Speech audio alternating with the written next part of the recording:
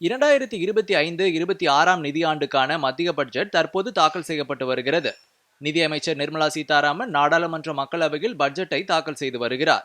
அவர் 8வது முறையாக இன்று பட்ஜெட் தாக்கல் செய்து வருவது குறிப்பிடத்தக்கது. பட்ஜெட் கூட்டத்தொடரில் முதல் அமர்வு பிப்ரவரி 13ஆம் தேதி வரை நடைபெற உள்ளது.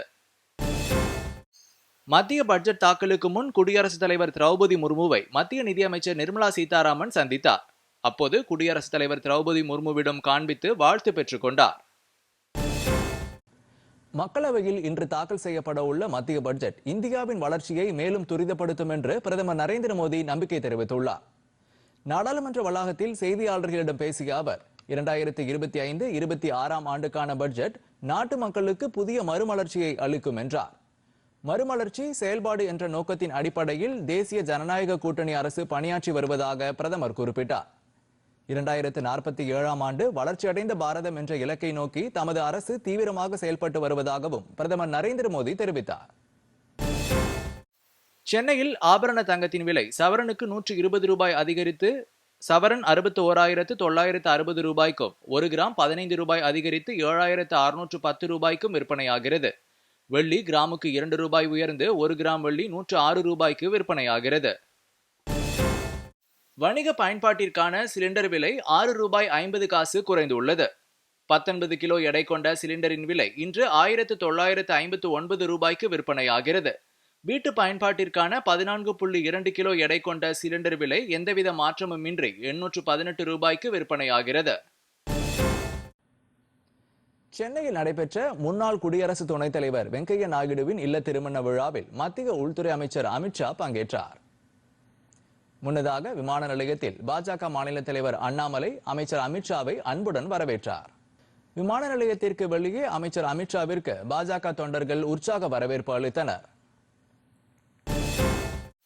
விருதுநகர் மாவட்டம் வெம்பங்கோட்டை அகழாய்வில் ஒரே நேரத்தில் 13 வட்டச்சில்லுகள் கண்டெடுக்கப்பட்டுள்ளன. வெம்பக்கோட்டையில் 3வது கட்ட அகழாய்வு தற்போது நடைபெற்று வருகிறது.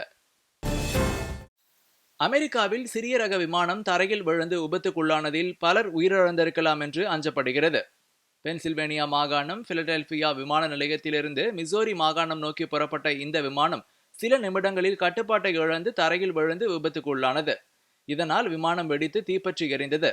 தகவல் அறிந்து விரைந்து சென்ற மீட்பு குழுவினர் விபத்து ஏற்பட்ட பகுதியில் பற்றி எரியும் தீயை அணைக்கும் பணியில் ஈடுபட்டனர். இந்த விபத்தில் விமானத்தில் பயணித்த 6 பேரும் உயிரிழந்திருக்கலாம் என்று அஞ்சப்படுகிறது. 2 நாட்களுக்கு முன்பு அமெரிக்காவின் கன்சாஸ் மாகாணத்தில் பயணிகள் விமானமும் ராணுவ ஹெலிகாப்டரும் நடுவானில் நேருக்கு நேர் மோதிய விபத்தில் 67 பேர் உயிரிழந்தது குறிப்பிடத்தக்கது.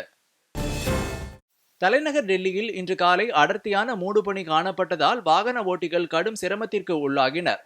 டெல்லியில் காற்றின் தரம் இன்று காலை மிகவும் மோசமான பிரிவில் இருந்து வந்தது. இன்று காலை 6 மணிக்கு காற்றின் தர குறியீடு 356 பதிவாகி உள்ளது.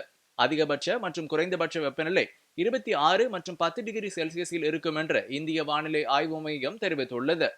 டெல்லியில் இன்று முதல் வானிலையில் மாற்றம் ஏற்படும் என்றும் லேசான மழை பெய்யும் என்றும் எதிர்பார்க்கப்படுகிறது. காஞ்சிபுரம் ஆட்சியர் அலுவலக வளாகத்தில் உள்ள அண்ணா காவல் அரங்க மைதானத்தில் புத்தக திருவிழா தொடங்கியது. விழாவிற்கு ஆட்சியர் கலைசெல்வி மோகன் தலைமை வகித்தார். விழாவில் கைத்தறி மற்றும் துணி நூல்துறை அமைச்சர் ஆர் காந்தி கலந்து கொண்டு குத்துவிளக்கேற்றி புத்தக திருவிழாவை தொடங்கி வைத்து பார்வையிட்டார். தொடர்ந்து நடைபெற்ற விழாவில் 7 பேருக்கு மாற்றுத்திறனாளிகள் நலத்துறை சார்பில் ரூபாய் 7.21 லட்சத்தில் ஸ்கூட்டர்களை வழங்கினார்.